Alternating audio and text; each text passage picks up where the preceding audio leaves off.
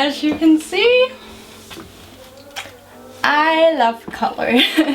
And knowing color is vital if you want to take control over your own photography, because shifting up the colors in your photo can really change the emotion and the mood of the photo. But it's kind of hard to do when you don't know color theory and how to use the different colors to get the different emotions and just to make the photo look pleasing. So that's exactly what I'm gonna break down in this video.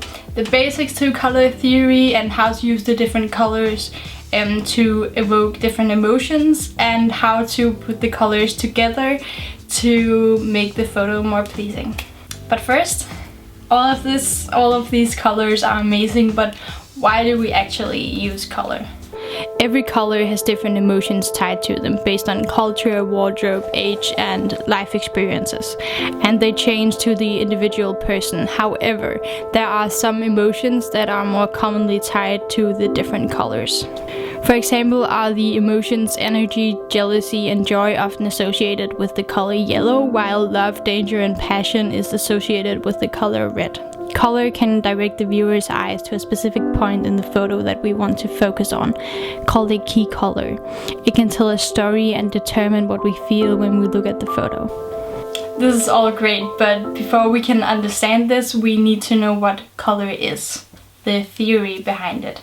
You might have heard of the three primary colors: red, blue, and yellow. Every other color stems from these three hues. Hues? Hue basically just means color. Yellow is a hue, green is a hue, marine blue is a hue. After primary colors, we have secondary colors, the hues in between the primary colors. If you mix red and blue, you get purple, a secondary color. Tertiary colors, the colors you get from mixing a primary color with a secondary color. Color harmony.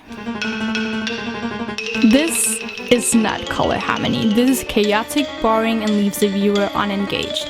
Harmony is an arrangement of parts, in this case colors, that is pleasing to the eye and creates an inner sense of balance and order. Color harmony is when the colors tell a story without overdoing or underdoing it. It's a fine line. When this is done successfully, magic happens. The viewer won't be able to remove their eyes from your piece of art, and because there's just something that pulls them towards it and makes them feel something. There are different configurations that will help you achieve this.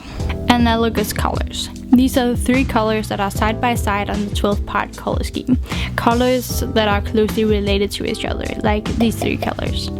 It is easy on the eyes and is often seen in nature, maybe why we see it as pleasing to the eye. Triadic colors are colors equally distant to each other on the color wheel, like these colors. These colors can often seem a little childish and can be hard to pull off without having it look, well, childish. Complementary colors. You might have heard of this one before. The opposite colors on the color wheel, like these two colors. Complementary colors create maximum contrast and maximum stability in your photos. Split complementary. Similar to complementary colors, you just use three colors instead, where two of the colors are more related to each other and the third is the complementary one. This is a little bit easier to do because you have the ability to use one color more.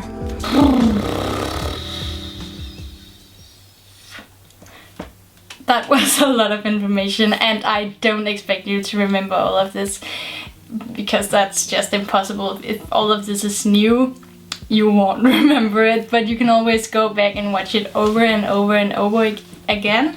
And if you keep using this basic theory, it will be in the back of your mind eventually. But how do we actually use this?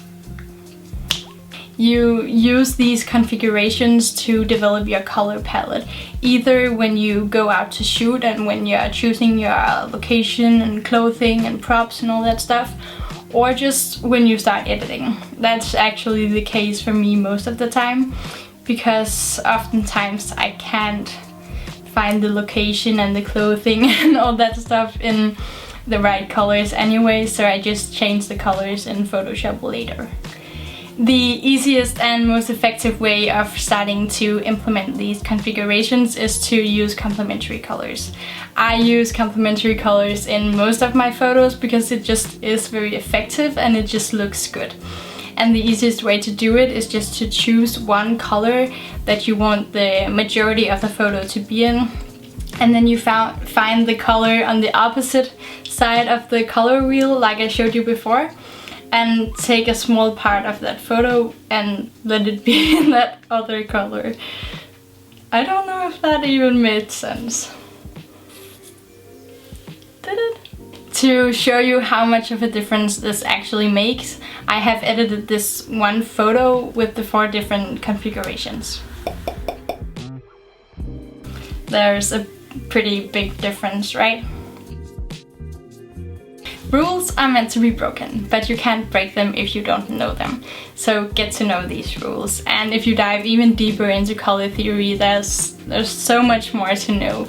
And it's so exciting, but it's also pretty hard to do. And don't believe that if you, after watching this video, you know everything and you can just go out and get the colors perfect. You can't. And you won't. You'll have to try so many times before you get it right, but it will be worth it. Anyways, thank you so much for watching. I really hope you enjoyed this video. Here's my Instagram, and remember to subscribe and hit the bell button and like the video if you liked it. And until next time, bye.